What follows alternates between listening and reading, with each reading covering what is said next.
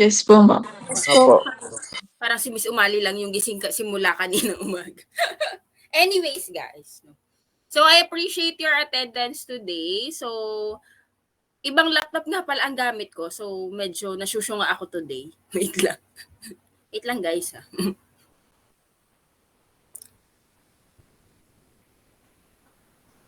Ayan.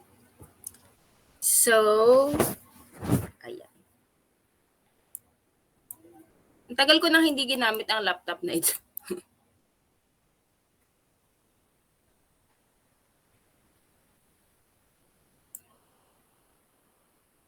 Nasano si ma'am sa sarili niyang laptop. Okay. So, let me share my screen, guys. At ma-confirm if nakikita nyo na. Wait lamang. At talagang nasyusyunga si ma'am. Ano, entire screen.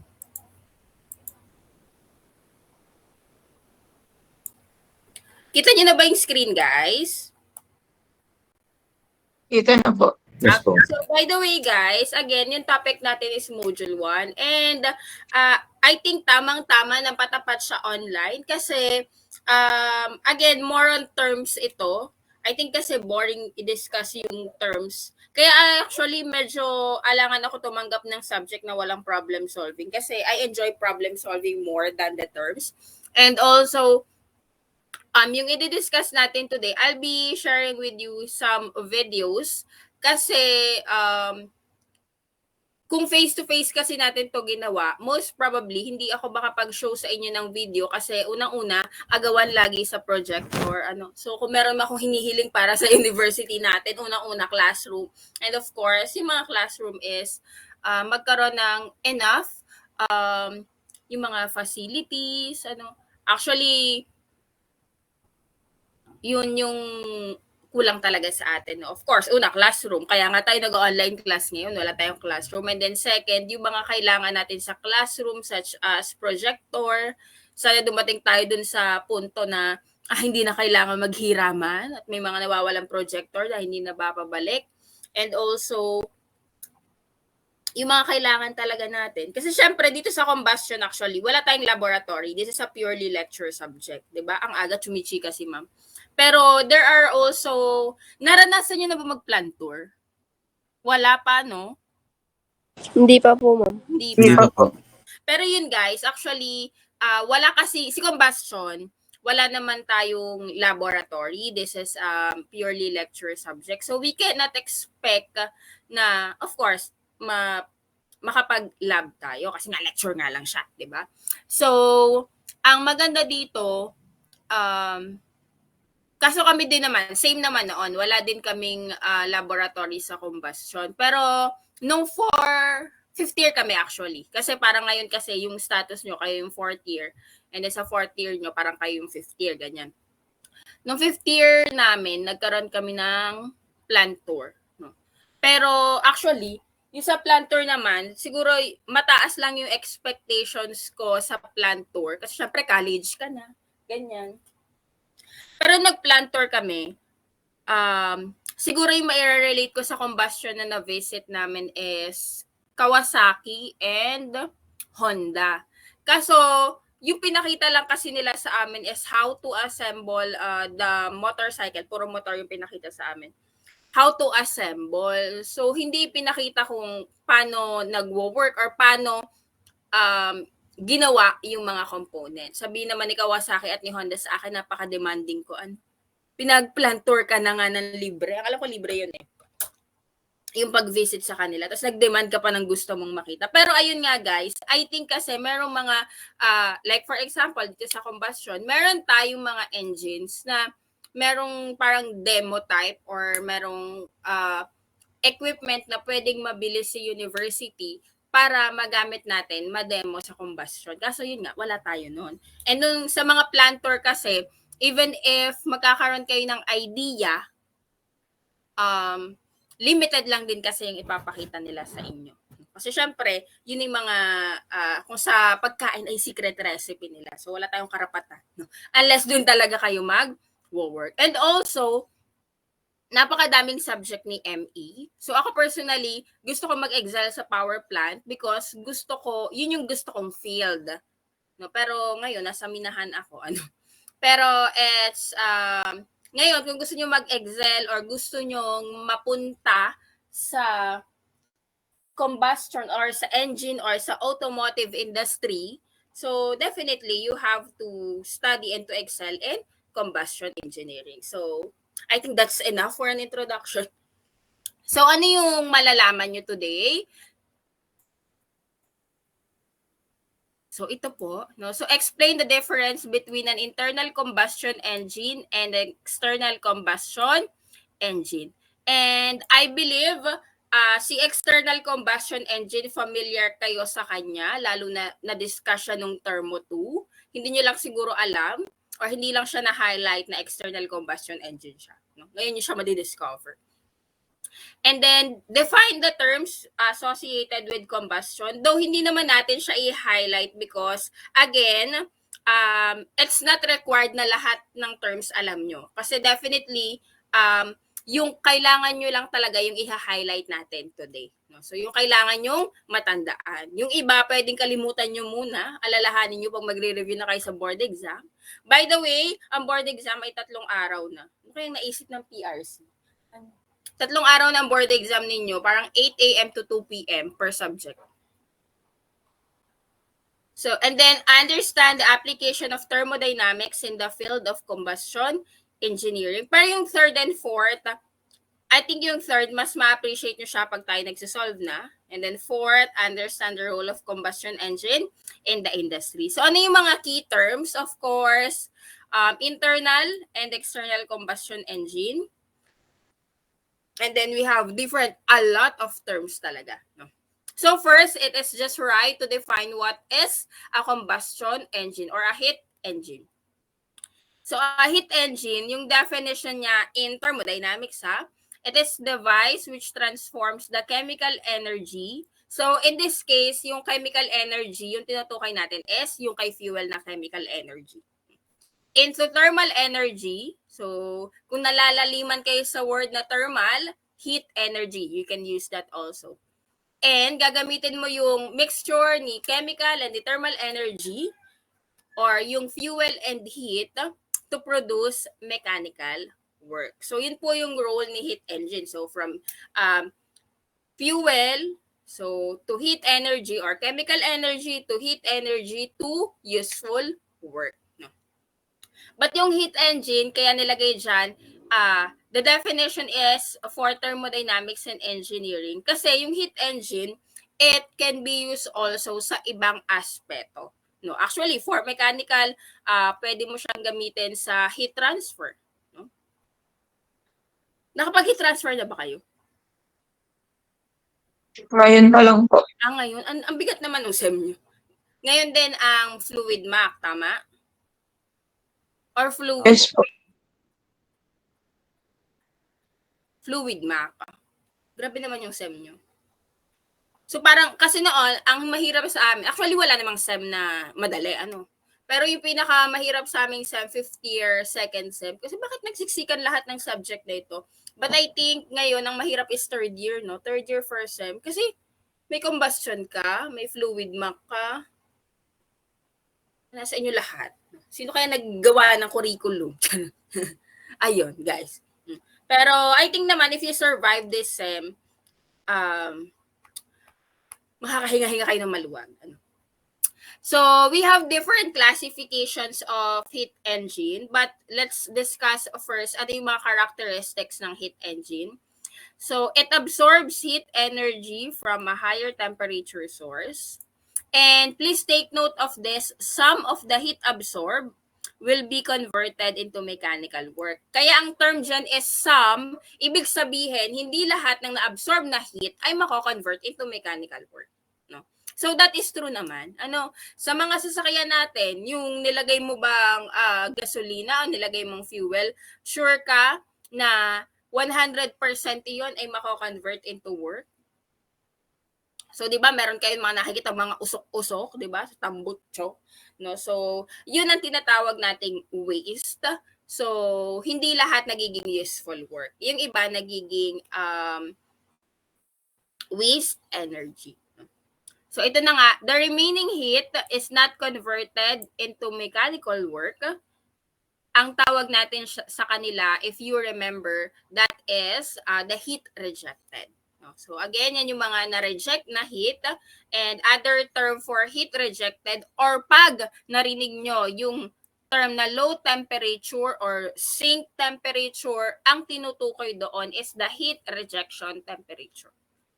So again, yung other term for heat rejection or heat rejected temperature is the lower temperature or temperature of the sink. Yun yung mga terms associated with the heat rejected. Maliwanag po? Yes, ma'am. Opo, ma'am. Yes po. Okay, guys. So, by the way, guys, a major category ni heat engine is external and internal. So, by the word itself, I think magkaka-idea na kayo bakit siya tinawag na external and internal. And to be specific with you guys, ang ating i-discuss lamang po for the entire semester is internal combustion engine. Kasi actually guys, yung external combustion engine, sabi ko nga sa inyo, na-discuss nyo na siya previously and it will be further discussed sa susunod nyong subject. And sabi ko nga, ang combustion engineering previously, ang tawag sa kanya ay internal combustion engine. Okay, let us start with external combustion engine. So from the word external, so the combustion process takes place outside the boundaries, no? Kaya external combustion engine siya. So it uses a different source. So we call that furnace, steam generator, or sabihin na nating boiler, 'di ba? Steam generator or boiler. So ano yung mga example nito? Power plant. So if you remember the term mo 2, we discussed Rankine cycle. So, one example ng external combustion engine is a power plant, no? And ang mga power plant, napakalaki ng mga boilers nila. So, one characteristic also na external combustion engine is it is heavy, it is literally big, no? But again, external combustion engine, no? So napadaanan siya sa termo 2 and definitely it will be focused on your power plant engineering na subject sa PPD. And for internal combustion engine naman, of course, unlike the external combustion, kung yun ay sa labas, ito ay sa loob. Or simply, parang isa lang siyang container, doon na nangyayari ang lahat. No? So kung malaki sa external combustion engine, definitely maliit sa internal combustion engine. No? So may comparison naman tayo dito. No? So sabi ko nga sa inyo, si external, malaki siya. And si internal, maliit siya. And imagine naman, yung mga engine, makina ng motor, sasakyan, napakaliliit naman talaga. No? And yun nga lang, since compact si internal combustion engine, maingay talaga siya. No? As compared to the external na silent siya. Si external combustion engine, it can use cheaper fuels. No? So, yung mga solid fuels, we will be discussing it in Module 4. And then, kailangan for internal combustion engine, high-grade yung fuel mo. No? Kasi since maliit lang to, it consists of small components also. So, mas madali siyang masisira kung hindi maganda ang klase ng fuel na gagamitin mo. Doon kay external combustion engine, kung kahit yung mga tinatawag nating latak, pwede mong gamitin kay external combustion engine. Kay internal combustion engine, napaka-sensitive niyan. Kasi, again, it is smaller. So, yung mga components niya is critical. Maliliit din. So, ayun, dapat, so, mahal ang gasolina ni internal combustion engine. And ano pa ba? Ayan. So, I think yun lang naman sa comparison ni external and internal. And again, doon tayo mag-focus sa internal combustion engine. So, we have here other classifications. But then again, guys, hindi naman natin siya, hindi inyo kailangang saubluhin yan. You just need to, familiarize yourselves. And again, hindi ko naman yan ipapa-exam. So we have classifications based on the number of strokes per cycle. We have a 2-stroke engine and then a 4-stroke engine. Mamaya may pakita akong clips, video clips, para makita nyo bakit siya tinawag na 2-stroke and bakit siya tinawag na 4-stroke. And obviously, unang naimbento si 2-stroke and then si 4-stroke recently lang. And definitely, si 4-stroke is a better version of a 2-stroke engine. Also, may fluid mac kayo ngayon, no? Meron doong topic, I think, finals, diesel engine. So, meron dyang volume displacement formula. I think that is pi over 4 b squared ln c m. So, you will be discussing that.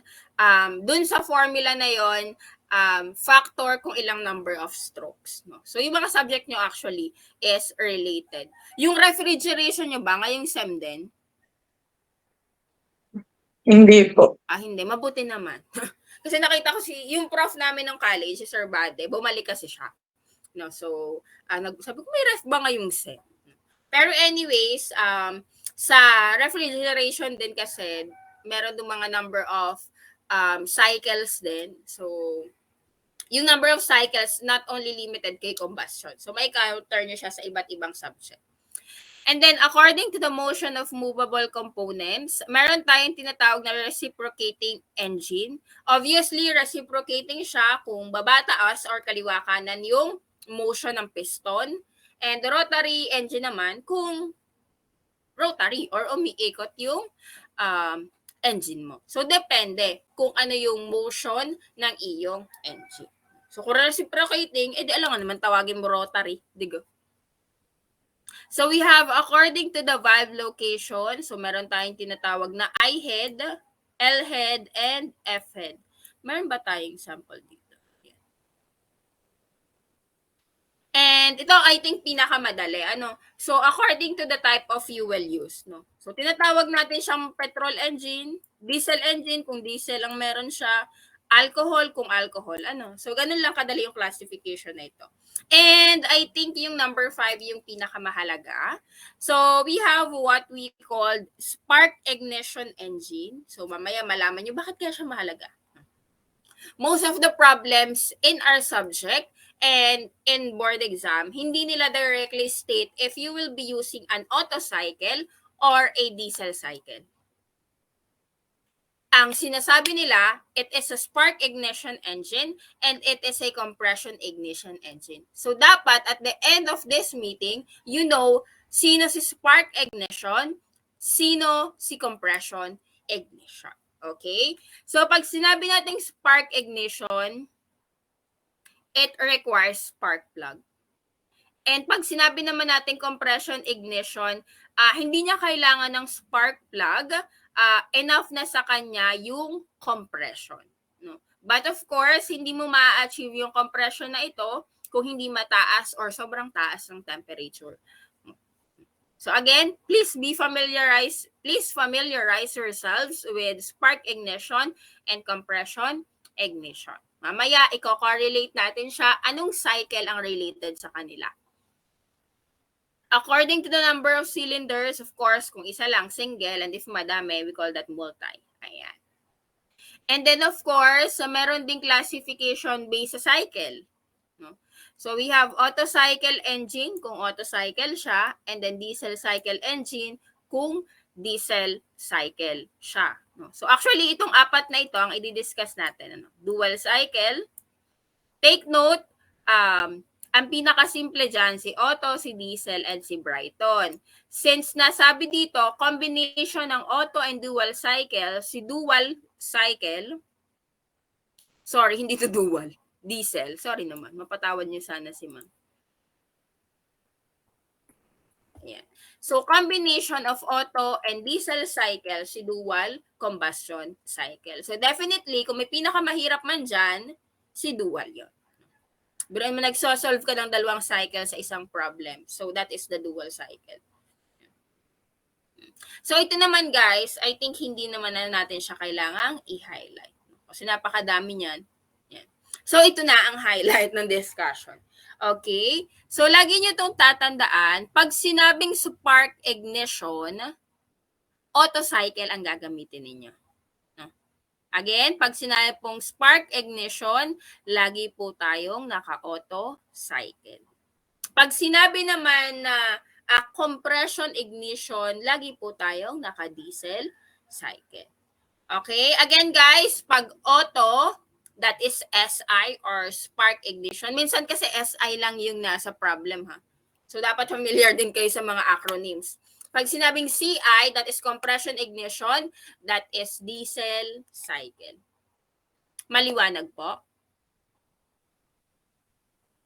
Guys, tatandaan nyo yun Yes na po, ma'am. kahit ilang beses kayo ulitin, sa exam may nagkakamali pa din. No? Kasi ang first step dyan, alamin mo kung anong cycle ang gagamitin mo. So kung hindi mo alam kung anong cycle, hindi definitely mali ka. No? Ano pa yung other terms? Kung hindi sabihin na spark, pag sinabing gasoline, auto yon. No? So highlight natin. Pag sinabing auto, kailan mo gagamitin si auto cycle? If it is a spark ignition or if it is a gasoline engine. So, yan yung mga clue. Minsan kasi sinasabi, a gasoline engine, ganun. Hindi mo alam kung anong cycle. Automatically, it's auto. Same for diesel cycle. Kailan mo gagamitin si diesel cycle? Obviously, pag diesel engine. And pag sinabing CI or compression ignition engine. So, sa exam, pag na-encounter yung mga terms na yan at hindi binigay kung anong operating cycle, itinuro naman ni ma'am. No? So, again, ulitin ko isa pa. Spark ignition, auto. Gasoline engine, auto. Heat of compression, compression ignition, or CI, that is diesel. Of course, diesel engine, that is diesel. No? So, yun ang lagi nyong tatandaan. Kasi again, bihira kong ibigay sa exam na a diesel cycle with ganyan, hindi ko ibibigay yon. Ang sinasabi ko o nilalagay ko sa exam, a compression ignition engine, or bihira pa nga yung a diesel engine kasi masyadong obvious na diesel cycle yon. So, a CI engine. So, ganun yung pa-exam natin.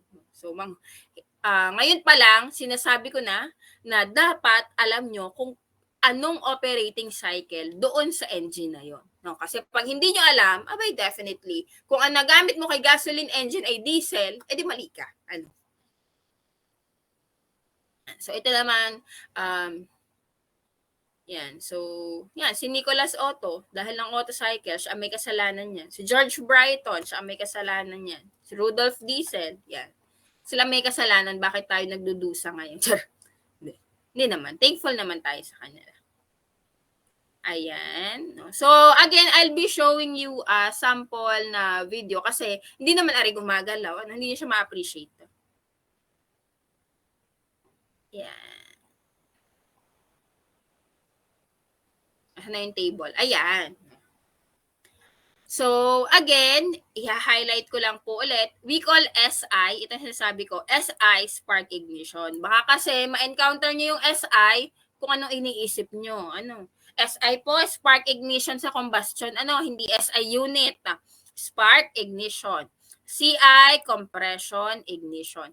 Ano nga pag sinabing spark ignition? Ayan, kita pala sa screen. What is the cycle for SI?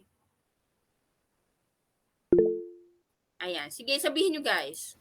Auto po, ma'am. Auto guys. Ano? And then for CI, that is diesel. Nakasampung sabi na ata si ma'am. Ano? Pero ganyan din ginawa ko dati. May nagkamali pa din. Hindi ko na alam ang gagawin. So we have again SI, auto cycle. CI, diesel cycle. So, ayan. So I think yun lang naman yung medyo highlight dito. Dati ginagamit ko ito sa true or false. Pero wala naman tayong true or false. Ayan. This RK, just in case you are not familiar with it, that is the compression ratio. Ayan. And meron din tayong comparison. Though an internal combustion engine is light, lighter si spark plug kaysa kay compression ignition. Bakit lighter si spark plug? Kasi si compression ignition, yung combustion proper niya kasi, it requires compression only. Kay kasi, SI engine, merong pang trigger, which is the spark plug. No? So, kailangan mas malaki si compression ignition and dapat mas makapal siya. Yung built niya kasi it will handle higher temperature. So, ngayon naman, i-compare natin si 4-stroke engine and si 2-stroke engine. Ngayon, ito ay by words. Mamaya makikita natin by video. And I'll be discussing this naman. Sa 2-stroke engine, it will only require 1 revolution of crankshaft, no, para ma-perform yung from intake to exhaust. No? Mamaya, ma-encounter niyo yung intake, compression, combustion, exhaust, no? So, yun yung ating strokes. Sa 2-stroke engine, isang ikot lang, tapos na yung from intake to exhaust. Sa 4-stroke engine, it requires 2 revolution. So, ibig sabihin, 1 power stroke in each revolution. So, sabi ko nga, isang ikot lang, tapos na yung intake to exhaust proper or naganap na agad yung combustion proper mo. Sa 4-stroke, it will require 2 pa. No? 2 ikot. And power produce is less. And then, of course, syempre, kung sa isang ikot, nakakapag-produce ka ng power kay 2-stroke engine, tapos kay 4-stroke, 2 ikot ang kailangan mo, mas malaking power ang napoproduce ni 2-stroke engine. So, bakit kaya na-invento pa si 4-stroke engine? Diga? Ayos ka na naman kay 2-stroke diga? So, malalaman natin. No? So, kung mapapansin nyo, lightweight si 2-stroke engine, tapos si 4-stroke heavy. No? So, sino kayo naka-invento nito at puro disadvantages? Malalaman natin. So, in terms of maintenance naman, malaki ang requirement ni 2-stroke engine. Kasi nga, yung pag-develop niya ng power, 1 stroke lang, tapos na. Ito kay 4-stroke engine, hindi natin masyadong napipilit yung ating engine. So, it requires lesser cooling requirements. And of course, syempre, more on tipid side po kasi si 4-stroke engine. So, nasakripisyo yung yung power na nade-develop, pero nakatipid ka naman in terms of maintenance and in terms of fuel consumption. Higher lang yung initial cost ni 4-stroke engine, but then again, in the long run, tipid ka sa maintenance. Ito kay cheaper yung 2-stroke engine, pero madadali ka naman dito sa maintenance. Thermal efficiency is high, but volumetric efficiency is more also. Dito, thermal efficiency is low. So, both of them may purpose naman. Pero yung kay 2-stroke engine, it is used where syempre, mababa yung initial cost mo or kung nagtitipid ka in terms of initial cost. And in terms of size, so gamitin siya sa mga hindi kailangan ng masyadong malaking makina or hindi ganun kailangan ng efficiency. Pero pag kailangan mo ng efficiency, of course, sa mga kotse, trucks, eroplano, we are using 4-stroke engine. So, pang malakasan si 4-stroke engine. And hindi naman sinasabi pang mahina si 2-stroke engine, pero it is, may pakinabang pa din naman siya. So ngayon, I'll be resharing my screen. Share a tab. Para ito, 2-stroke engine. Pasensya na guys kasi wala pang YouTube Premium si ma'am. So baka meron tayong ads. Kindly confirm guys, ipe-play ko siya. Kindly confirm if maririnig niyo yung audio. Okay? Para kung hindi niyo marinig, edi ako magkasalita. One of the well-known types of internal combustion Rinig engine po. is So natin i-play natin and then from time to time, i-extend ako ng explanation. 2-stroke engine. This type was widely used on motorcycles before 4-stroke engines were popular. Then, So sabi ko nga sa inyo, 2-stroke engine is more of dun sa mga pang-motor, no? Yung mga 4-stroke doon sa mga pang-sosyalan, kotse na. Ano? How do the two-stroke engine work? See the following animation. First, we will learn the basic principles of engine in vehicles. If you pay attention to the vehicle exhaust, there must be smoke even a little. And the smoke is produced if there is fire burning something. In fact, combustion is the basic principle of the engine. The reason, combustion has potential energy that can be converted into physical energy. When combustion occurs in a closed space, it will produce an explosion. By the way pala guys, disclaimer, the video is showing may spark plug siya. No? So SI engine yung pinapakita. Pero this is the same concept naman with compression ignition. Sa compression ignition nga lang, walang spark plug. Ano? So yun lang naman ang difference. No? Pero same lang din ang process. May intake, may compression, may combustion and exhaust. And we know that explosion have expansion power. This expansion power is used to push the piston, so that we get the physical energy. But how to get combustion inside the engine? The combustion occurs when the fuel burn. But we cannot forget that the fire So by the way, lagi niyo pong tatandaan, combustion will not occur first if wala kang fuel. That is your heat, the gasoline, or kung diesel man, basta fuel. And of course, kailangan mo ng air. In this case, our air is oxygen. And of course, a fire. In this case, yung fire is from spark plug. So si fire yung pang-trigger natin. need oxygen. So to get the combustion, we need air, fuel, and fire. Air and fuel are mixed on the carburetor with ideal scale, while the fire produced by spark plug by ignition system. If the three material meet together, the combustion occurs. However, if the condition is like this, the piston is only pushed down. In fact, the physical energy we need is rotational motion. To solve this, there is a crank mechanism under the piston. It functions to convert. So ayun guys, technically what we need na motion for the engine is rotary paikot. Eh kung ang piston mo ay reciprocating babataas, so kailangan natin ng crank mechanism. So I think naman nag-machine elements kayo, pero if hindi pa, so yung kulay blue we call that connecting rod, and of course, yung crank natin is yung kulay pula. No? So, si connecting rod, siya yung na tumutulong sa atin ma-convert yung reciprocating motion into rotary motion.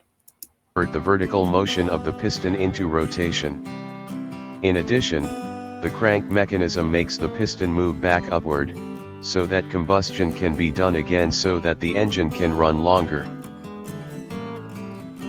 Then the question is, how to make the combustion happen continuously? In a two-stroke engine, there are only two steps for combustion to occur continuously. And so again, for a two-stroke engine, isang ikot pa lang from intake to exhaust na yan. So dito siya ipapakita. The first step is when the piston moves upward. When the piston moves upward, the space under the piston is enlarged. In addition, the intake channel that was originally covered by the piston wall, now is open. This condition causes the air and fuel mixture sucked into the crank chamber. The second step is when the piston moves down. The movement of the piston makes the crank chamber shrink, so that the air-fuel mixture in the crank chamber is pushed into the combustion chamber through the transfer channel. After that, return to step 1 where the piston moves up again. The crank chamber is enlarges, so that air and fuel are sucked in, while the combustion chamber is narrowed. Even though, this space is filled with air-fuel mixture. This condition makes the air-fuel mixture in the combustion chamber is compressed, so that the temperature and pressure rise. After that continue to step 2 where the piston moves down. At this time, the spark plug is sparked. so that the compressed air-fuel mixture in the combustion chamber burn, and produces an expansion power that pushes the piston down. This combustion is what we need to keep the engine running. At the same time, the piston movement causes the crank chamber is narrowed, and the air-fuel mixture is pushed into the combustion chamber. Before the piston reaches the bottom dead center, the exhaust channel opens. Air-fuel mixture from the crank chamber moves to the combustion chamber, and pushes the residual gas out into the exhaust channel. When the piston reaches the bottom dead center, the residual gas has flushed out and now, the combustion chamber is filled with fresh air-fuel mixture.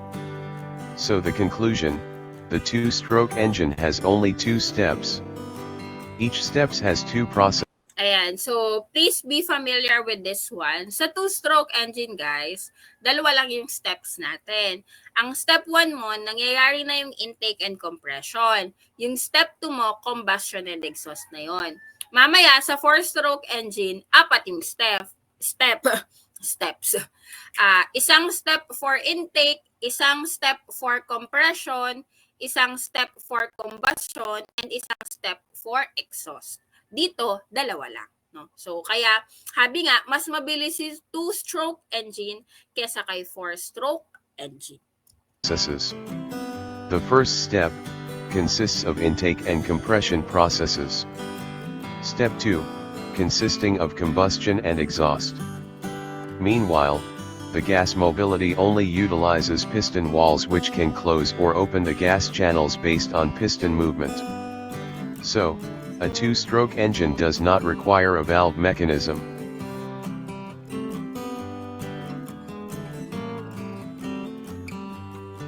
That's an explanation of the 2-stroke engine. Subscribe this channel and Subscribe with this channel, doctor. Ano naman to?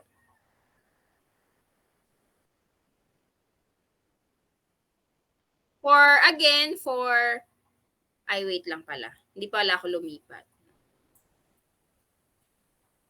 So, magre-share again ako ng different tab. That is for the 4-stroke engine naman. 4-stroke engine. So, kita na ba guys yung second tab natin, the 4-stroke engine? Yes po. Yes po. Okay. So, I'll be playing it again. But again, yung video na to is for spark plug engine. No? So, again, same lang din naman. Kung kanina, sabi natin, 2 step lang for 2-stroke engine, kahit spark plug yung pinakita doon, same lang kay compression ignition. Ang mawawala lang doon yung spark plug. No? Kay compression ignition kasi, ang ginagamit natin is fuel injector. No? So, spark plug kay SI, kay compression, fuel injector yung term natin.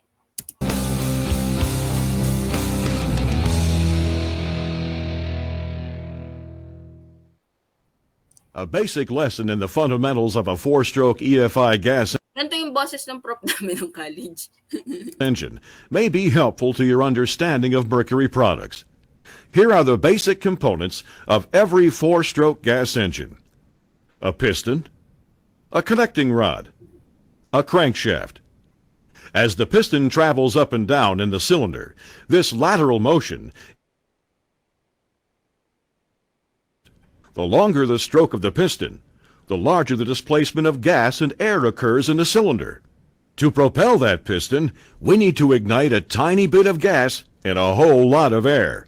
This creates expansion inside the cylinder. The fuel delivery system consists of an air intake manifold, valves, intake and exhaust. Sabi kanina for the 2-stroke engine, hindi daw required ang valve mechanism, no? Kasi yung steps natin 2 lang. Dito kasi 4. So nire-require yung valve mechanism wherein we have intake and exhaust valves. Exhaust, a fuel injector, and a spark plug. A 4-stroke engine is called a 4-stroke because 4 up and down motions are needed to complete the cycle. Ayan, so simple lang. 2-stroke kanina, 2 step. 4-stroke ngayon, 4 yung steps. In the first stroke, the piston travels downward as the intake valve opens and a mixture of air from the atmosphere and a metered amount of gas from the electronic fuel injector enter the cylinder. This is called the intake stroke. On the second stroke, the piston travels upward, compressing the air and fuel to make a highly combustible mixture. This is called the compression stroke. At this point, the spark plug fires, sending the piston downward from the expansion of the air and gas mixture. This is the combustion stroke. The fourth stroke is the exhaust stroke. As the piston travels upward, the exhaust valve opens to release the burned air-fuel mixture. When the piston reaches the top of this stroke, the intake valve opens and the cycle begins all over again. It takes one up and down motion, or 2 strokes of the piston, to create 1 revolution of the crankshaft. RPMs, or revolutions per minute, is how many times the crankshaft rotates within that minute. At wide open throttle, the crankshaft may turn at 5,000 RPMs, or a dizzyingly 83 times per second. Meanwhile, the piston traveled up and down 166 times in that same second. Want to see how fast that is? Now, that's fast. Let's see it again. Amazingly, the 4-stroke EFI engine does this smoothly, quietly, and reliably for years and years of operation. Okay, guys. So I think you already have an idea that what is the difference between a 2-stroke engine and a 4-stroke engine. Ayan, nawala na naman si ma'am sa sarili niyang laptop.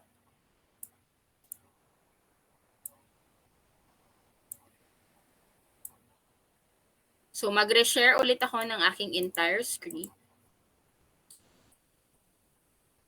And by the way, guys, ayun nga, na-mention dito na si 2-stroke engine, a 4-stroke engine, it requires or it uses valve mechanism. And ano pa ba? May na-mention din kanina mga bottom dead center. Yung mga terms actually nandito. Yan. Bottom dead center and top dead center. So, we call that bottom dead center. Siya yung lowest position ng piston natin. No? So, di ba, bumababa taas yung piston natin. So, tatawagin siyang bottom dead center if na-reach na yung lowest position niya. Yung highest position, of course, kung bottom yung sa isa, edi, ang tawag naman natin sa kabila ay top dead center. So, just, baka lang naririnig nyo yung terms. So, para magka-idea kayo.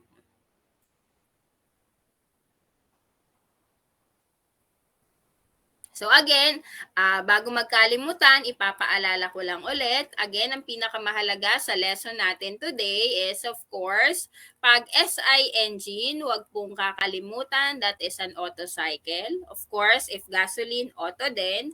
Pag diesel engine, diesel. And pag compression ignition, tinatawag natin siyang diesel engine. Also, again, spark plug, keyword din siya for auto. Fuel injector, keyword siya for diesel. So again, ito yung highlight ng ating meeting today. Sa mga susunod, I am expecting tanda nyo na siya. So sa mga problems na isosolve natin, whether I mention it is auto or diesel, given yung mga keywords, alam nyo kung paano isosolve. I mean, alam nyo kung anong cycle. Kung paano, hindi pa, because yun pa lang yung i-discuss natin next meeting. So, next meeting pala, sabi ko kasi September 2 ipamimigay yung module. Mali pala. Nalito na sa kalendaryo si ma'am. So, September 9, that is our next meeting. So, 7:30 pa din tayo magsimula. Mamimigay si ma'am ng modules. We will be having discussion. So, I will be posting the modules after this class para magkaroon kayo ng idea ano yung i-discuss natin. Actually, nasa module naman na yung solution. So, I'm planning to give other sample problems pa para naman hindi kung ano lang yung nasa module. Para mas marami kayong ma-review. By the way, I think we are done for today. Anyways, do you have any questions? Malinaw ba? Malinaw po. Malinaw po. Okay, guys. So, kung wala ng questions, again, ang next meeting natin ay sa Sabado, 7:30 po. Magkita-kita tayo. Saan nga room natin? 207? 208, tama. Dahil tanda ko mainit ang room natin. Sa 208 tayo at binabaha yung labas. So, ibapost ko yung modules para ma-review ninyo, para magka-idea kayo. And if you have questions, of course, I will be entertaining that during our meeting. So, may questions pa ba? Wala na? Wala na po, ma'am. Okay, kung wala na, may naintindihan. Ayan. So, Yes po. lumilipad na puso na dito. So again, guys, thank you so much for your attendance today. I guess we are complete. We are 46, 45 plus ako. So, see you on our next meeting. Thank you so much. Bye-bye, guys. Thank you po. Thank you. Thank you po. Thank you po, ma'am.